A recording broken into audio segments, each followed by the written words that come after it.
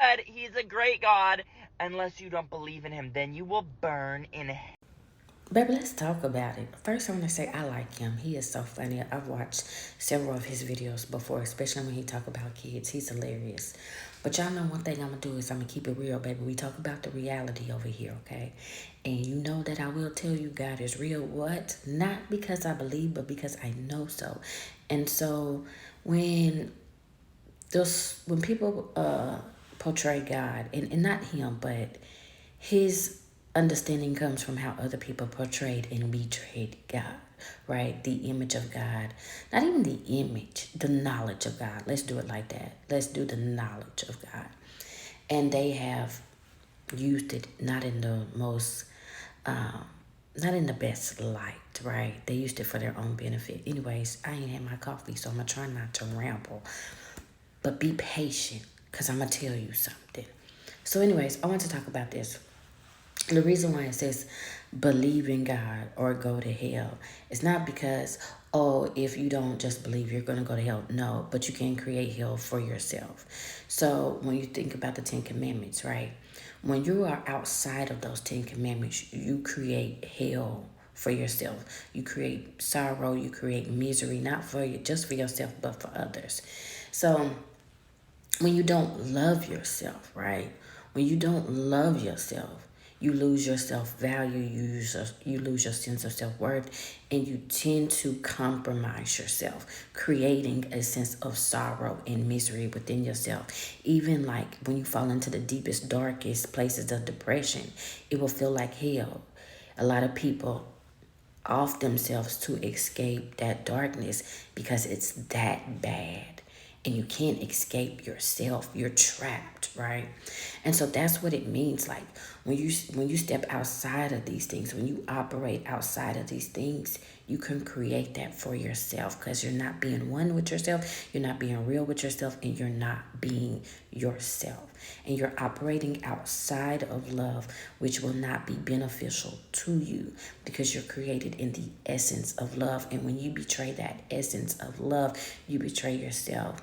And when you betray yourself, you're betraying God, right? Because God created you to operate in the essence of love. And when you don't do that, you let other things into you, which creates what people like to say hell on earth. And when you look outside, it's given hellish. And it has been for centuries, right? For a long time.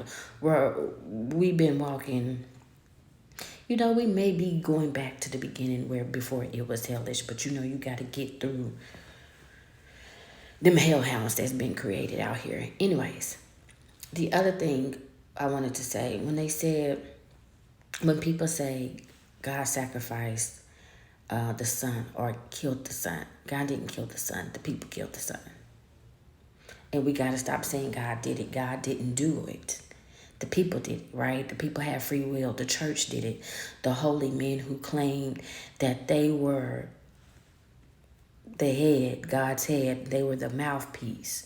They did it, right? Because they claimed that they knew God and the Son did not, because they didn't like the message of the Son.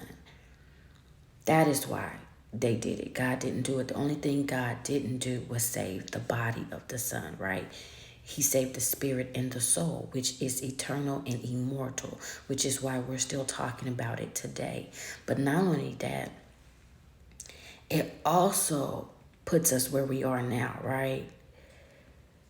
Now the church is reaping what they sowed from years ago, right?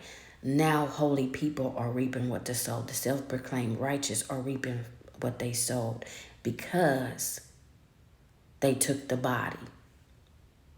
They could take, and it'll tell you in the Bible, they could take your body, but they cannot take your life. Your life is the essence of you. It is your immortality, your spirit, your soul. They cannot take those things. And that is what you see. The spirit is very much still alive. The soul is very much still alive. The body's just gone, and the people took the body. He didn't save the body. And I think that when we start to change our perspective and our understanding, we start to understand a little bit better. That's all I'm saying. God is very much real, and so are a lot of other things. A lot of people follow the God of war. and they don't even know it. Some of them do know it. Let me not, some of them do know it. Let me be for real. Some of them, a lot of them do know it. And that's why you see the things that you see. And so when you talk about like the moral of the story, you're talking about this messenger that was saying, listen, this is the message of God. This is the right way. Let me tell you, let me correct some things that you had mistaken. And the neighbor so vain and prideful, they was like, baby, we know everything. I know God, you don't know God. I am the head of the church. I am the church. We give the people holiness, not you, right? And that was the thing. Even the Romans said this crucifixion is out of envy, right? Envy will eat you up. And that's another thing. The Bible will tell you, the Ten Commandments will tell you to let go of envy because it will eat you up as it did the church and as it is doing right now. So no, God did not off the Son. The people did. And you can go to hell if you don't believe the word. So if you don't believe that love, because the commandment from the beginning is to love thy neighbor as thyself, which means you got to love yourself to love your neighbor, right? And when you love yourself, you will start to love people as yourself. You give them compassion, you give them grace. Like those were the most important commandments. And if you don't believe that, you will create hell for yourself and others.